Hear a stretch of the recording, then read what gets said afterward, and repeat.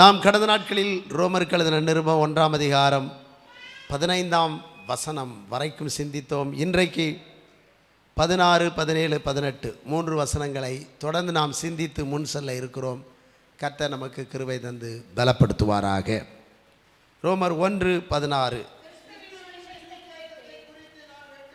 கிறிஸ்துவின் சுவிசேஷத்தை குறித்து நான் வெட்கப்படேன்.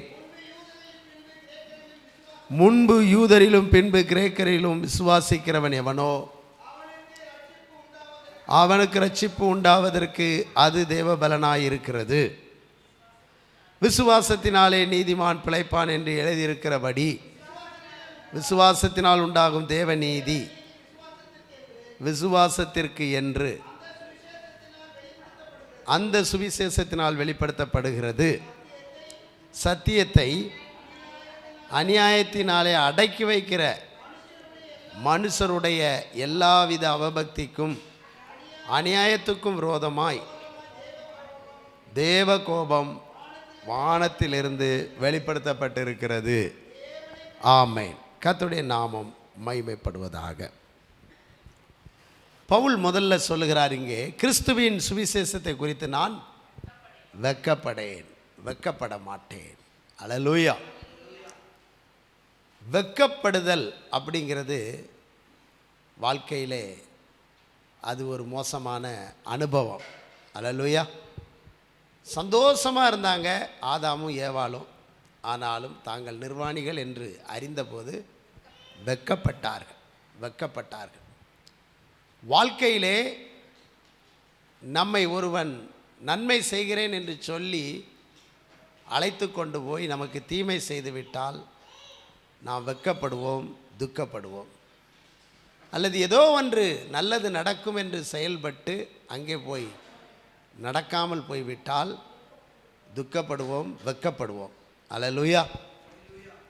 வெட்கம் நமக்கு தலைகுனிவை ஏற்படுத்தும். வெட்கம் நமக்கு துக்கத்தை ஏற்படுத்தும். வெட்கம் நம்மை சோர்வுறச் செய்யும். அல்லேலூயா.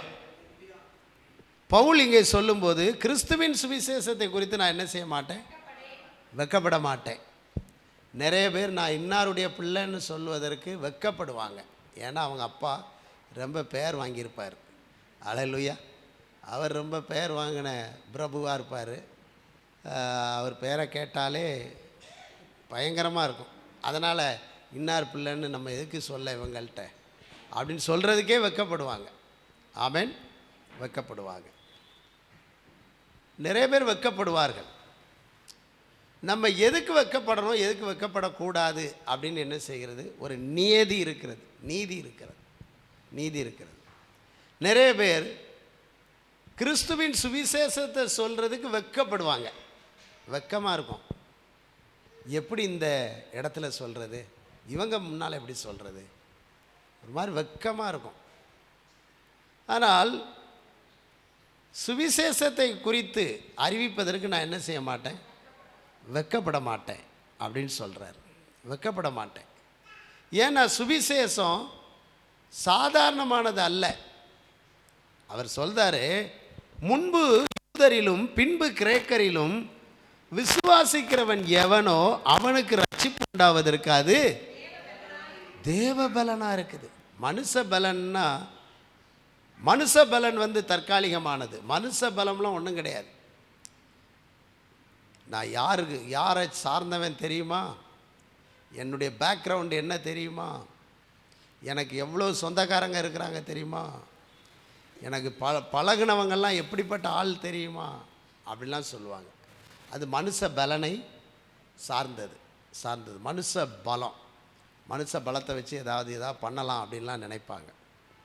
ஆனால் தேவ பலன் அப்படிங்கிறது பாருங்க, தேவ பலனா மனுஷ பலனா அப்படின்லாம் பார்த்தா ரெண்டில் எந்த பலம் ஜெயிக்கும்? தேவ பலம் தான் ஜெயிக்கும். தேவ பலன் தனி. தேவனுடைய பலன் விசேஷமானது. அப்போது சுவிசேஷத்தை யாராவது ஒருவர் விசுவாசித்தா, நம்பினால் அவர்களுக்கு என்ன உண்டாகும் சொல்லுங்கள்? பலன் உண்டாகும். அல்லேலூயா. அதனால் பவுல் சொல்றாரு, நான் கிறிஸ்துவின் சுவிசேஷத்தை அறிவிக்க வெட்கப்படவே மாட்டேன் அப்படின்னு சொல்கிறார். சுவிசேஷம்னா என்ன? இயேசு கிறிஸ்து செய்த நன்மைகள், அற்புதங்களை விவரிப்பது. இயேசு கிறிஸ்து ஊழியம் செய்ததை, யூதர்கள் மத்தியிலே ஊழியம் செய்து அற்புதம் செய்ததை விவரிப்பது. அவர் மனிதனுக்காக பாவத்தை, மனிதன் பாவத்தை தன்மேலே ஏற்றுக்கொண்டு சாபத்தை ஏற்றுக்கொண்டு சிலுவையில் மரித்து அடிக்கப்பட்டு அவர் மரித்து அடக்கம் பண்ணப்பட்டு 3ஆம் நாள் உயிரோடு எழுந்தார். இனி அவர் நியாயாதிபதியாய் வரப்போகிறார். இப்படிப்பட்ட செய்தியை சொல்லுவது தான் சுவிசேஷம், நல்ல செய்தி. அப்போ ஒருவனுடைய கடனை, ஒருவனுடைய பாவத்தை, சாபத்தை இன்னொருவர் சுமந்து தீர்த்து விட்டார் என்றால், கடன் வாங்கினவனோ, பாவம் செய்தவனோ, சாபத்துக்குள் இருக்கிறவனோ அந்த கடனை, அந்த சாபத்தை, அந்த பாவத்தை இனி சுமக்க வேண்டிய அவசியம் இல்லை. அவன் தனக்காக ஒருவர் சுமந்து விட்டார் அல்லவா, கிறிஸ்து. அவர் மேலே நம்பிக்கை வைத்து விட்டால், என் பாவத்தை, என் சாபத்தை, என் ரோகத்தை நீர் சிலுவையில் சுமந்துட்டீரே ஆண்டவரே, இனி நான் சுமக்க வேண்டிய அவசியம் இல்லை என்று சொல்லும்போது அவன் கடன், அவன் சாபக்கடன், அவன் பாவக்கடன், அவன் வியாதி கடன் எல்லாமே நீங்கி போகிறது. அப்போ அவனுக்கு ஒரு உற்சாகம் வரும் பாருங்க. என்ன உற்சாகம்? கர்த்தருக்குள் மகிழ்ச்சியாக இருப்பதே உங்கள் பலன். என்ன மகிழ்ச்சி வருது அவனுக்கு? என் பாவமெல்லாம் போயிட்டு, என் ரோகம் போயிட்டு, என் சாபம் போயிட்டு, அது அவனை அழுத்தி கொண்டிருந்தது, அதெல்லாம் ஓடிப்போன பிறகு அவன் லகுவாய் மாறிவிடுகிறான். லகுவாய் மாறும்போது அவனுக்கு ஒரு பெரிய மகிழ்ச்சி வருது. அந்த மகிழ்ச்சி தேவ பலன். அல்லேலூயா. கர்த்தருக்குள் மகிழ்ச்சியாக இருப்பதே உங்கள் பலன். அப்போ ரட்சிக்கப்பட்ட ஒவ்வொருவரும், பாவ சாபத்திலிருந்து விடுதலை பெற்ற ஒவ்வொருவரும் பலன் பெற்றவர்கள். நீங்கள் பலன் பெற்றவர்கள், நாம் பலன் பெற்றவர்கள். நாம் சாதாரணமானவர்கள் அல்ல. யார் பலனை பெற்றிருக்கிறோம்? கர்த்தருடைய பலனை, தேவ பலனை பெற்றிருக்கிறோம். ரட்சிக்கப்பட்ட ஒவ்வொருவருக்கும் என்ன பலன் இருக்கிறது என்று சொன்னால், தேவ பலன் அவர்களுக்கு இருக்கிறது. அப்ப தேவ பலனை கொடுக்கக்கூடிய, தேவனுடைய உற்சாகத்தை கொடுக்கக்கூடிய, தேவனுடைய ஆசீர்வாதத்தையும் அனுக்கிரகத்தையும் கொடுக்கக்கூடிய ஒரு நல்ல செய்தியை சொல்லுவதற்கு நாம் வெட்கப்படலாமா? வெட்கப்படவே கூடாது. அல்லேலூயா.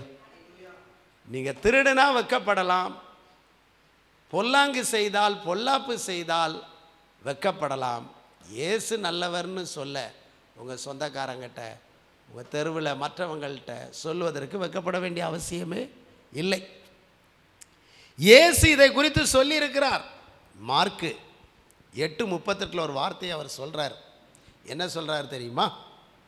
மார்க்கு 8:38, ஆதலால் விபச்சாரமும் பாவமும் உள்ள இந்த சந்ததியில் என்னை குறித்தும் என் வார்த்தைகளை குறித்தும் எவன் வெட்கப்படுவானோ அவனை குறித்து மனுஷகுமாரனும் தமது பிதாவின் மகிமை பொருந்தினவராய் பரிசுத்த தூதர்களோடு கூட வரும்போது வெட்கப்படுவார். ரொம்ப வெட்கப்படுவார். அல்லேலூயா. இந்த சந்ததி எப்படிப்பட்ட சந்ததின்னு ஆண்டவர் சொல்றார். பாவமும் விபச்சாரமும் பாவமும் உள்ள சந்ததி. அல்லேலூயா. இவங்க ஏதோ ரொம்ப வானத்திலிருந்து விழுந்த சந்ததி கிடையாது. நம்மளை சுற்றி இருக்கிறவங்க வானத்திலிருந்து விழுந்து புதுமையாக வந்த சந்ததி ஒருத்தருமே இங்கே இந்த உலகத்தில் கிடையாது. நம்ம சுற்றிலும் இருக்கிறவங்க யாருன்னு ஆண்டவர் நமக்கு இன்ட்ரடியூஸ் பண்ணுறாரு, வெளிப்படுத்துகிறாரு, அறிமுகப்படுத்துகிறாருன்னா விபச்சாரமும் பாவமும் உள்ள சந்ததி. அந்த சந்ததியில் நம்ம ஏன் சுவிசேஷத்தை சொல்ல வெட்கப்படணும்? அல்லேலூயா. சுவிசேஷம் ஒன்றும் அதுக்கு குறைவானது அல்ல. அல்லேலூயா.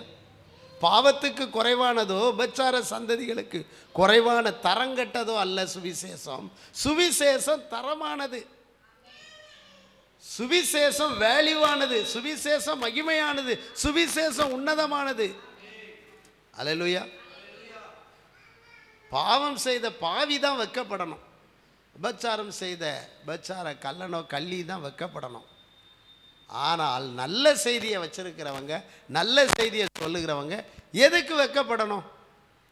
அப்படி இந்த மோசமான சந்ததியில் நீங்கள் என்ன குறிச்சும் என் சுவிசேஷ வார்த்தையை குறித்தும் சொல்ல நீங்கள் வெக்கப்பட்டீங்கன்னு சொன்னா, நான் 1000-10000 தூதர்களோடு வருவேன் பாருங்க. அன்னைக்கு பிதாவின் முன்பாக நானும் என்ன செய்வேன்? உங்களை பார்த்து வெக்கப்படுவேன். இப்போ தேவன் நம்மை குறித்து வெக்கப்படக்கூடாது. தேவன் நம்ம குறித்து எப்படி என்ன செய்யணும்? சந்தோஷப்படணும். அப்போ சுவிசேஷத்தை அறிவிப்பதற்கு நாம் ஒரு நாள் என்ன செய்யக்கூடாது சொல்லுங்கள்? வெக்கப்படவே கூடாது. அல்லேலூயா. ஆமாம். அப்போ இந்த சுவிசேஷத்தை மற்றவர்கள் விசுவாசிக்கத்தக்கதாக நம்பத்தக்க அளவுக்கு நீங்கள் ஆணித்தரமாக எடுத்துரைக்கணும், ஆணித்தரமாய் சொல்ல வேண்டும். நீங்கள் அதை உங்கள் அனுபவத்தோடும் நீங்கள் ருசித்து ரசித்து நல்ல பலத்தோடு சொல்லும்போது, நீங்கள் சொல்லும்போதே அவங்களுக்கு என்ன வரணும் சொல்லுங்கள்? விசுவாசம் வரணும், பலம் வரணும். அல்லேலூயா. இதை பவுல் சொல்றார் பாருங்க. 1 கொரிந்தியர் 15:2 என்ன சொல்றார்? 1 கொரிந்தியர் 15 நான் உங்களுக்கு பிரசங்கித்த பிரகாரமாய் நீங்கள் அதை கை கொண்டிருந்தால் அதனாலே நீங்கள் ரட்சிக்கப்படுவீர்கள், மற்றபடி உங்கள் விசுவாசம் விருதாவாக இருக்குமே. அல்லேலூயா. பவுல் சொல்றார், நான் உங்களுக்கு பிரசங்கித்த பிரகாரமாய் நீங்கள் அதை கை கொண்டால் அதனால் ரட்சிக்கப்படுவீர்கள். அல்லேலூயா. பவுல் பிரசங்கித்த பிரகாரமாய் அதை கை கொண்டிருந்தால் அப்படின்னு சொல்றார். அப்போ மக்கள் கை கொள்ளக்கூடிய அளவுக்கு ஏற்றார் போல நாம சுவிசேஷத்தை, ரட்சிப்பை பிரசங்கிக்கணும். நம்ம பிரசங்கிப்பதை அல்லது நம்ம சொல்லுவதை மக்களுக்குள்ளே விசுவாசம் வரணும், நம்பிக்கை வரணும். அப்படி அவங்களுக்கு நம்பிக்கை வந்தால் அதை கை கொள்ளும்போது அவர்களுக்கு என்ன உண்டாகும் சொல்லுங்கள்? ரட்சிப்பு உண்டாகும்.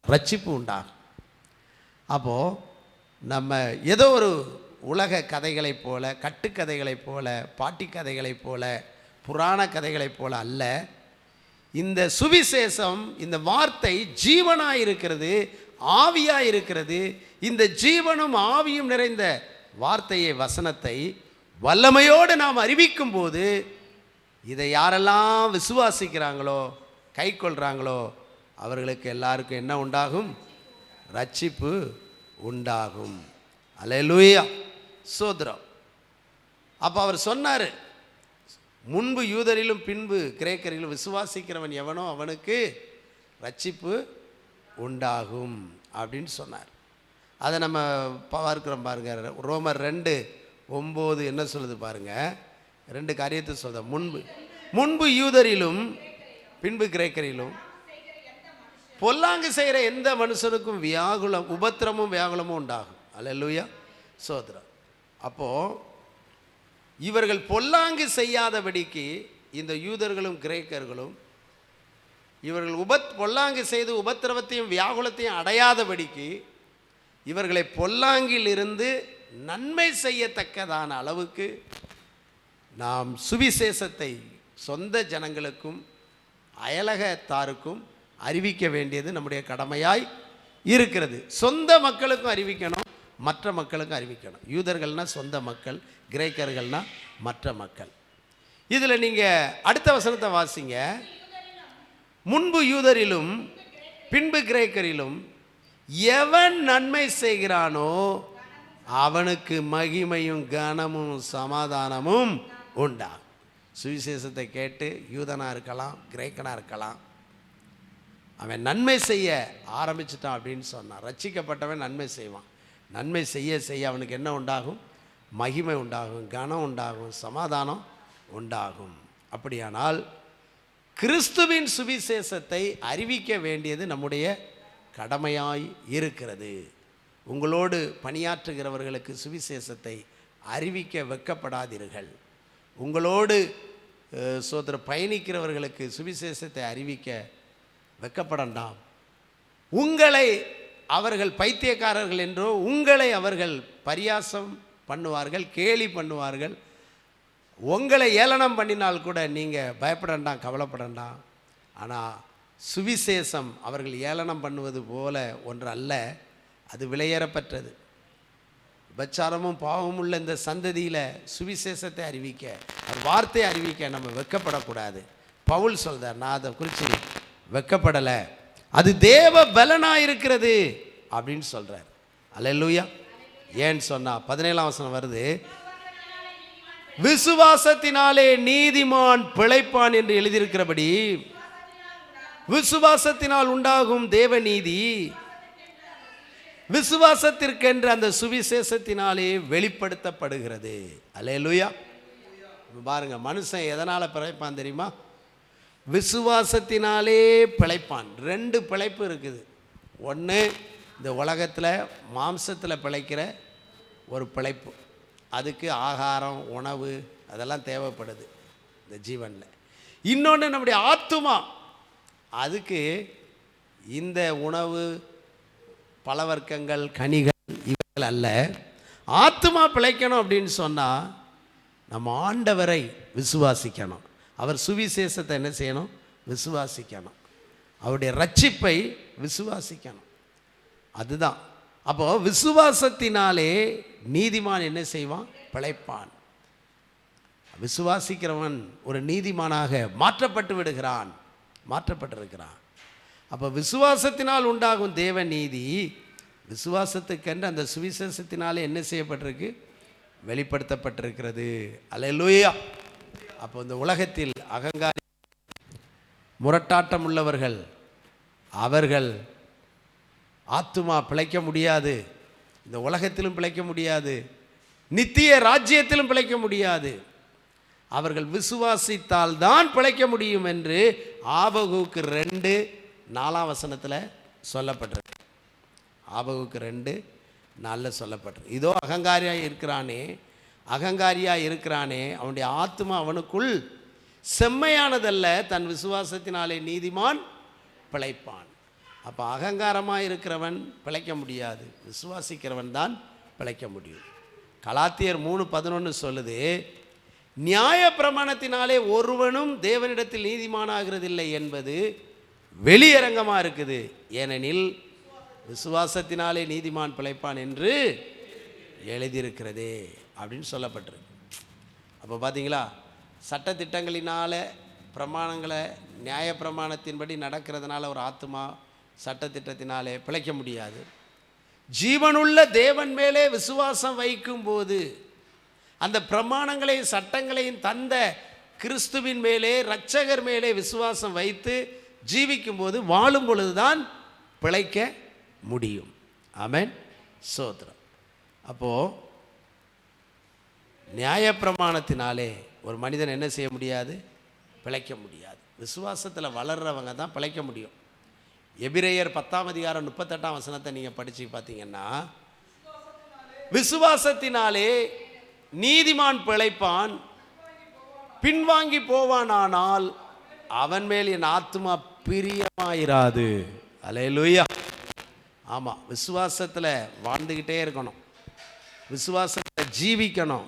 ஆண்டவர் என்னை நடத்துவார், ஆண்டவர் என்னை போஷிப்பார், போதிப்பார் அப்படின்னே நடக்கணும். அவரை விட்டு விட்டு நான் உலகத்தில் எதையோ தேட போகிறேன், நான் உலகத்தில் அதை பிடிச்சிருவேன் இதை பிடிச்சிருவேன் அப்படின்னு சொல்லி கர்த்தரை விட்டு விட்டு செயல்படும் போது அந்த மனிதன் என்ன செய்ய முடியாது? நீதிமானாக இருந்தும் கூட அவரை விட்டுட்டு போயிட்டா அவன் பிழைக்க முடியாது. ஒரு நல்ல சகோதரர் எனக்கு தெரியும், அவர் தொழில் துறையில் கஷ்டப்பட்டு நஷ்டப்பட்டு நான் ஊழியம் செய்த முதல் இடத்தில் கரிசல் குளத்தில் அவர் வந்தார். அப்போ அவருக்காக ஜெபம் பண்ணோம். பாஸ்டர், ஒரு கம்பெனி வச்சேன், தொழிலெலாம் நஷ்டம் ஆகிட்டு ஏனதானான்னு ஜீவிச்சிட்டேன், அப்போ என்ன செய்ய? நீங்கள் கிறிஸ்துவுக்குள்ளே வாங்க, ஞானஸ்நானம் எடுங்க, அவரை ஏற்றுக்கொள்ளுங்க, கர்த்தர் உங்கள் தேவையை சந்திப்பார். ஜெபம் பண்ணி அவர் ஆசீர்வதிக்கப்பட்டு கொண்டே இருந்தார். சொந்த இடத்தை வாங்கினார், வீட்டை கட்டினார், ஆண்டவர் நல்லா நடத்திக்கிட்டு இருந்தார். அதன் பிறகு அவரை ஒரு பொல்லாத மனுஷன் திசை திருப்பி கொண்டு போனான். கிறிஸ்துவை விட்டு பணத்தை சம்பாதிக்கலாம் அப்படின்னு சொல்லி பொல்லாத வழிகளிலே நடத்தி கொண்டு போய் ஒரு தவறெல்லாம் செய்ய வைத்த பொழுது அவர் மனசாட்சி அவரை திடீரென்று அவர் ஒரு மருந்தை குடித்து சாக வேண்டும் என்ற நிலைக்கு போய்விட்டார். அந்த மனிதனை பற்றி எனக்கு ஒரு தரிசனம் வருது. ஒரு உயர்ந்த பனைமரம், காற்று சொலட்டி சொலட்டி அடிக்குது. ஐயோ, இந்த பனைமரம் முறிஞ்சு விழுந்துடும் போல தெரியுதே, என்ன ஆக போதோ தெரியலையே அப்படின்னு நான் பயந்துக்கிட்டே இருக்கிறேன். காற்று அடிக்கிற அந்த பனைமரம் முறிந்து விழக்கூடிய அளவுக்கு பெரிய காற்று வீசி பனைமரம் விழுந்த பிறகு ஒரு செய்தி வருது எனக்கு, பாஸ்டர் இந்த பிரதர் இறந்து போயிட்டாரு அப்படின்னு சொல்லி. நான் ஆண்டவர்கிட்ட கேட்டேன், என்ன ஆண்டவரே, இந்த மனுஷன் ஒரு நீதிமானாக இருந்தாரே, கஷ்டத்துலேருந்து உம்மை தேடி தேடி தேடி உன் பாதையிலே வந்து கொண்டிருந்தாரே, இப்படிப்பட்ட மனிதனுக்கு இப்படிப்பட்ட ஒரு மோசமான மரணமா அப்படின்னு நான் கேட்டேன். அப்போ ஆண்டவர் எனக்கு வெளிப்படுத்தினார் இதே வசனத்தை தான். 10:38 எபிரேயர், விசுவாசத்தினாலே நீதிமான் பிழைப்பான், பின்வாங்கி போவானே ஆனால் அவன் மேல் என் ஆத்துமா. பின்வாங்கிட்டார். ஆண்டவரை விட்டு என்ன செஞ்சாப்புல, சர்ச்சுக்கு வரல, வேதத்தை வாசிக்கலை, ஜெபிக்கலை, உலக மனுஷன் பின்னாலே போய்கிட்டே இருந்தார். நடந்தது என்ன? ஆண்டவர் அந்த ஆத்மா மேலே என்ன செய்யலை, பிரியமாக இல்லை. அல்லேலூயா. அப்போது விசுவாசத்தினாலே நீதிமான் பிழைப்பான். ஒரு வீட்டை கட்ட போகிறேன், கர்த்தர் என் உழைப்பை ஆசீர்வதித்து என்னை மேன்மைப்படுத்துவார். அதற்காக நம்ம தேவ சித்தம் இல்லாத பாவ தேவன் வெறுக்கிற அந்த சூழலுக்குள்ளே போகும்போது அது விசுவாசம் இல்லாமல் போய்விடுகிறது. ஆனால் கர்த்தர் மேல் விசுவாசித்து கர்த்தர் நமக்கு காட்டுகிற வழியிலே, கர்த்தர் நமக்கு தருகிற பாதையிலே நாம் போய்கொண்டே இருப்போம் என்று சொன்னால், நம்முடைய வாழ்க்கையிலே எந்த அளவு நாம் உயர்த்தப்படணுமோ, எந்த அளவு மேன்மை அடையணுமோ, அந்த அளவுக்கு நம்முடைய தேவன் நம்மை தூக்கி கொண்டு போக, உயர்த்தி வைக்க இன்றைக்கும் அவர் வல்லவராக இருக்கிறார். அல்லேலூயா. அப்போது விசுவாசத்தினாலே நீதிமான் என்ன செய்வான், பிழைப்பான். பின்வாங்கி போவான் ஆனால் அவன் மேலே என் ஆத்துமா எப்படி இருக்காது. ஆண்டவரே பிரியமில்லாமல் போயிட்டா அந்த ஆத்மாவுக்கு ஒரு பிரயோஜனமும் இல்லை. இன்னைக்கு பென்யமீனை குறித்து மோசே 32ஆம் அதிகாரத்தில் நம்ம உபாகமத்தில் அந்த வசனத்தை பார்த்தோம். பென்யமீன் கர்த்தருக்கு பிரியமானவன், அவன் சுகமாயிருப்பான், அவனை காப்பாற்றுவேன், அவன் எல்லைக்குள்ளே வாசம் பண்ணுவேன் என்று ஆண்டவர் சொன்னார். அல்லேலூயா. அப்போது பென்யமீன் பிரியமானவன். அப்போ கர்த்தருக்கு பிரியமாய் நாம் இருக்கும்போது நிச்சயமாக நாம் என்ன செய்வோம், பிழைப்போம். அல்லேலூயா. அப்போ அதைத்தான் நாம் இங்கே பார்க்குறோம். அப்போது இப்படி பிழைக்கக்கூடிய ஒரு ஆசீர்வாதத்தை கர்த்தர் என்ன செய்கிறார், தந்திருக்கிறாரு. அப்போது யூதர்கள் நியாயப்பிரமாணத்தை தேடினார்கள், அவர்களில் அநேகர் பிழைக்க முடியவில்லை. ஆனால் புறஜாதிகளாகிய நாமெல்லாம் இன்றைக்கி பிழைக்கிறோம் விசுவாசத்தில். எப்படி? ரோமர் 9:30 என்ன சொல்லுகிறது? இப்படி இருக்க நாம் என்ன சொல்லுவோம், நீதியை தேடாத புறஜாதியார் நீதியை அடைந்தார்கள், அது விசுவாசத்தினாலாகும். நீதியே விசுவாசத்தினாலாகும். ஒரு நீதியை நாம் அடைந்து விட்டோம். அல்லேலூயா, அல்லேலூயா, ஆமேன். அப்படியானால் இன்றைக்கு நாம் பெற்ற ஆசீர்வாதங்கள், நாம் பெற்ற விசுவாசத்தின் மூலம் வந்த ரட்சிப்பு, விசுவாசத்தின் மூலமாக வந்த ஆசீர்வாதம், விசுவாசத்தினால் பிழைத்து கொண்டிருக்கிற அனுபவங்கள், இதெல்லாம் சத்தியம். இதெல்லாம் என்னது? சத்தியம். இதெல்லாம் நாம் கற்றுக்கொண்ட சத்தியம், அறிந்து கொண்ட சத்தியம், வளர்ந்த சத்தியம். இயேசுவினால் நாம் பெற்றுக்கொண்ட அடைந்து கொண்ட எல்லா ஆசீர்வாதங்களும் எல்லா சத்தியங்களும் நன்மையான சத்தியங்கள். இது ஆண்டவர் சொல்றார் பாருங்க 18, ரோமர் 1:18. சத்தியத்தை அநியாயத்தினாலே அடக்கி வைக்கிற மனுஷருடைய எல்லாவித அவபக்திக்கும் அநியாயத்துக்கும் விரோதமாய் தேவ கோபம் வானத்திலிருந்து வெளிப்படுத்தப்பட்டிருக்கிறது. சத்தியத்தை அநியாயத்தினாலே அடக்கி வைக்கிற மனுஷன். சத்தியத்தை அநியாயமாக நம்ம என்ன செய்யக்கூடாது, அடக்கி வைக்கக்கூடாது. பிரயோஜனமாக இருக்கிறதை நான் மறைத்து வைக்காமல் வீடுகள் தோறும், சந்தை வழிகள் தோறும், ஜபாலயங்கள் தோறும் நான் உங்களுக்கு போதித்தேன் அப்படின்ட்டு அப்போஸ்தலர் நடவடிக்கைகள் 20ஆம் அதிகாரத்தில் பவுல் என்ன செய்கிறாரு, சொல்கிறார். அப்போ சத்தியத்தை அடக்கி வைக்கக்கூடாது. சத்தியம் எப்படி அடக்கப்படுகிறது? அவபக்தியினால் அடக்கப்படுகிறது. அவபக்தி. பக்தி இருந்தால் சத்தியம் வெளிப்படும், பக்தி இல்லைன்னா சத்தியம் வெளிப்படாது. நமக்கு அவபக்தி வரக்கூடாது. நிறைய பேர் ஜெபத்தினால தான் ஆசீர்வாதத்தை பெற்றிருப்பாங்க, சில நாட்களில் பின்வாங்கி போயிட்டாங்கன்னா, அப்படி ஜெபத்திலலாம் எனக்கு கிடைக்கல, அது எனக்கு வர வேண்டியது என்ன செஞ்சது வந்தது அப்படின்ட்டு சொல்லுவாங்க. இது அவபக்தி. இப்படிப்பட்ட அவபக்தி இது சத்தியத்தை என்ன செய்யுது? அடக்குது. அவபக்திக்கும் அநியாயத்துக்கும். சத்தியத்தை சொல்லாமல் இருப்போம் என்றால் அது என்னது? அநியாயம். சத்தியத்தை சொல்லிடணும், நீதியை சொல்லிடணும். பிலாத்து இயேசு கிறிஸ்துவை நியாயம் தீர்க்கிறான். நியாயம் தீர்த்து தீர்த்து பார்த்தான், துருவி துருவி விசாரித்தான். ஒரு குற்றமும் இயேசுவின் மேலே என்ன செய்யலை? இல்லை. இப்போ குற்றமற்றவரை குற்றவாளி என்று ஒப்பு கொடுத்துடக்கூடாதே. இவன் திணறான் கடந்து. என்னடா இந்த ராத்திரியில் இப்படி கொண்டு வந்து இயேசு கிறிஸ்துவை, குற்றமில்லாத ஒரு மனுஷனை குற்றப்படுத்தி, இவங்க சொல்கிற குற்றத்துக்கு நானும் ஆமாம் சரி இவன் குற்றவாளி தான் சொல்ல வைக்கிறாங்களே, நான் இப்படி ஒரு குற்றவாளி என்று, ஒரு நிரபராதியை நான் குற்றவாளி என்று சொல்லிவிட்டால் என்னவாகும்? நான் எப்படி என் மனசாட்சிக்கு விரோதமாக இவனை குற்றவாளியாக தீர்ப்பது அப்படின்னு கிடந்து திணறான். இப்படிப்பட்ட சூழ்நிலையில் அவன் மனைவிக்கு ஒரு சொப்பனம் வந்துச்சு. அல்லேலூயா. சொப்பனம் வந்துச்சு.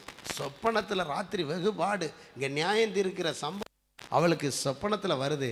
உடனே ஒரு கடிதத்தை எழுதி பிலாத்துவுக்கு அனுப்பி வைக்கிறார். இந்த மனுஷன் நிமித்தம் நான் இரவு சொப்பனத்தில் வெகுபாடுபட்டேன், அந்த மனுஷன் நீதிமான். அல்லேலூயா. உடனே அந்த கடிதம் வந்தவொடனே அதையும் பார்த்தான், மனசாட்சியும் பார்த்தான். தண்ணியை கொண்டு வர சொன்னான், கையை ஊற்றி கழுவிட்டான். இந்த நீதிமானுடைய இரத்த பலிக்கு நான் யாரு? குற்றமற்றவன். நான் இந்த சத்தியத்தை என்ன செய்ய? சத்தியவான், இவன் சத்தியவான். இயேசு சொன்னார் பிலாத்துட்ட, சத்தியவான் எவனும் என் சத்தம் கேட்கிறான். அப்போ சத்தியவானாய் அந்த பிலாத்து இருந்தபடியினால் மனைவி மூலமாய் வெளிப்படுத்தப்பட்ட அந்த சத்தியத்தை அவன் கேட்டு செவி கொடுத்து சத்தியத்துக்கு தன்னை அர்ப்பணித்தான், விட்டு கொடுத்தான். அல்லேலூயா. தன் கையை கழுவி தன்னை சுத்தவானா என்ன செஞ்சிட்டான்? வைத்து கொண்டான். இந்த மனுஷனுடைய இரத்த பலிக்கு நான் வரப்போகிறது இல்லை. நான் சத்தியத்தை அநியாயமாக என்ன செய்ய போகிறதில்ல? அடக்க போகிறதில்ல. நீதிமானை குற்றவாளியாக நான் தீர்க்க போகிறதில்ல. உங்கள் பிரமாணத்தில் என்ன சொல்லுது, நீங்கள் அதை போய் செஞ்சுக்கங்க அப்படிலாம் அவன் சொன்னான். ஆனாலும் கல்லெறிந்து கொள்வது எங்கள் பிரமாணம் அல்ல என்று சொல்லி, பிரமாணமாக இருந்தாலும் அவனை சிலுவையில் என்ன செய்யணும்? அறையணும்னு மக்கள் எல்லாரும் கேட்டுக்கொண்டார்கள். அப்போ பாருங்கள், சத்தியத்தை சத்தியமாய் சொல்லாமல் அடக்கி வைக்கிற மனுஷர்கள். அல்லேலூயா. சத்தியத்தை அவபக்தியாய் போதிக்கிறவர்கள், சத்தியத்தை விரோதமாக, தேவ சித்தத்துக்கு விரோதமாய் போதிக்கிறவர்கள், அப்படிப்பட்டவர்களுக்கு என்ன கோபம் இருக்குது? தேவம். அப்போ உள்ளதை உள்ளதென்றும் இல்லதை இல்லதென்றும் சொல்ல கடவோம். ஆமென். உள்ளதை உள்ளதென்றும் இல்லதை இல்லதென்றும் சொல்ல கடவோம். அல்லேலூயா. அப்போ பல கோபாக்கினை இருக்குது. என்ன கோபாக்கினை இருக்குது? பலவிதமான கோபாக்கினை இருக்குது. 2:5 கூட நீங்கள் படித்து பாருங்கள். ரோமர் 2:5 படிங்க. நான் 2:5 உன் மன கடினத்திற்கும் குணப்படாத இருதயத்திற்கும் ஏற்றபடி தேவனுடைய நீதியுள்ள தீர்ப்பு வெளிப்படும் கோபாக்கினை நாளிலே உனக்காக கோபாக்கினையை குவித்து கொள்கிறாயே. கோபாக்கினையை சிலர்லாம் குவிச்சுக்கிறாங்களாம். அது எதுக்காக குவிக்கிறாங்க அப்படின்னா, மன கடினத்திற்கும் குணப்படாத இருதயத்துக்கும் ஏற்றபடி. நிறைய பேர் மன கடினம், பார்வோனை போல என் ஜனத்தை ஆராதிக்க விடு அப்படின்னு மோசே சொன்னால் கூட விடமாட்டேன் அப்படின்னு கர்வம். எத்தனையோ அற்புதங்களை நடத்தாலும் இருதயத்தை கடினப்படுத்தி வச்சுருந்தான். இருதயம் குணப்படாமல் இருந்துச்சு. அவனுக்கு என்ன தீர்ப்பு வெளிப்பட்டுச்சு? தேவனுடைய நீதி உள்ள தீர்ப்பு. பயங்கர கோபாக்கினை எப்படி வந்துச்சு பார்த்தீங்களா? பார்வோன் மேலே பயங்கரமாக வந்துச்சு. அப்போ நம்முடைய இருதய கடினம் மாறணும், இருதயம் குணப்படணும். அப்பொழுது நாம் ஆசீர்வதிக்கப்படுகிறோம். நீங்கள் 2வது 5ஆம் அதிகாரம் 9ஆம் வசனத்தை வாசித்து படுங்க. 5:9 இல்லை, எபேசியர் 5:6 வாசிங்க ஒருத்தர். எபேசியர் 5:6, 5ஆம் அதிகாரம் 6ஆம் வசனத்தை வாசிங்க. இப்படிப்பட்டவர்களின் நிமித்தமாக கீழ்ப்படியாமையின் பிள்ளைகள் மேல் தேவ கோபாக்கினை வருவது. கீழ்ப்படியாத பிள்ளை, இருதயம் குணப்படாதவங்க, அவங்க மேலே கோபாக்கினை வருது. கீழ்ப்படியாத பிள்ளைகள் மேலே என்ன வருமா? கோபாக்கி. சத்தியத்துக்கு, ஆண்டவருடைய வார்த்தைக்கு, வசனத்துக்கு, பெரியோருக்கு கீழ்ப்படியாதவர் மேலே கோபாக்கினை வரும் அப்படின்னு சொல்லப்பட்டிருக்கு. அல்லேலூயா. அதே வசனம்தான் கொலோசியர் 3:6 சொல்லியிருக்கார். இவைகளின் பொருட்டே கீழ்ப்படியாமையின் பிள்ளைகள் மேல் தேவ கோபாக்கினை வரும் அப்படின்னு அங்கே சொல்லியிருக்கிறாரு. அல்லேலூயா, ஸ்தோத்திரம்.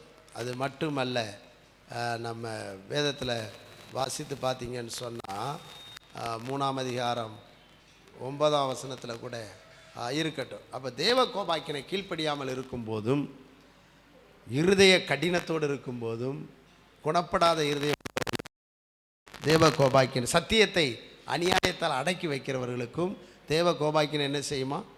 வருமா. அப்போ இந்த தேவ கோபாக்கினையிலிருந்து விடுதலை பெறணும் அப்படின்னு சொன்னால், அல்லேலூயா, என்ன பண்ணணும்? ரோமர் 5:9 வாசிங்க. 5ஆம் அதிகாரம் 9ஆம் வசனம். இப்படி நாம் இரத்தத்தினாலே நீதிமான்களாக்கப்பட்டிருக்க கோபாக்கினைக்கு நீங்களாக அவராலே நாம் ரட்சிக்கப்படுவது அதிக நிச்சயமாமே. அல்லேலூயா. கோபாக்கினைக்கு நீங்களாகும் வழி இருக்கிறது. என்ன வழி? அவருடைய இரத்தத்தினாலே. இயேசுவே, இரத்தத்தினாலே என்னை கழுவும், என்னை சுத்திகரியும், பரிசுத்தமாக்கும் என்று ஒப்பு கொடுக்கும்போது, இனி நான் சத்தியத்தை பேசுவேன், இனி கீழ்ப்படிவேன், இனி ஒரு குணப்படுகிற இருதயத்தோடு நான் வாழ்வேன் என்று ஒப்பு கொடுக்கும்போது அவருடைய இரத்தம் நம்மை கழுவும், சுத்திகரிக்கும். எனவே பிரியமானவர்களே, இரத்தத்தால் கழுவப்பட்ட நாம், நீதிமான்களாக்கப்பட்டிருக்கிற நாம், ஆண்டவருடைய உண்மையான சத்தியத்தை சொல்ல வெட்கப்பட வேண்டாம், அடக்கி வைக்க வேண்டாம். சத்தியத்தை சொல்லுவோம், அறிவிப்போம்.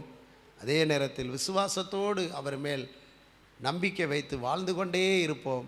நிச்சயமாக நாம் பிழைப்போம், ஆசீர்வதிக்கப்படுவோம். கர்த்தர் இந்த வார்த்தைகளை கொண்டு நம்மை பலப்படுத்துவாராக.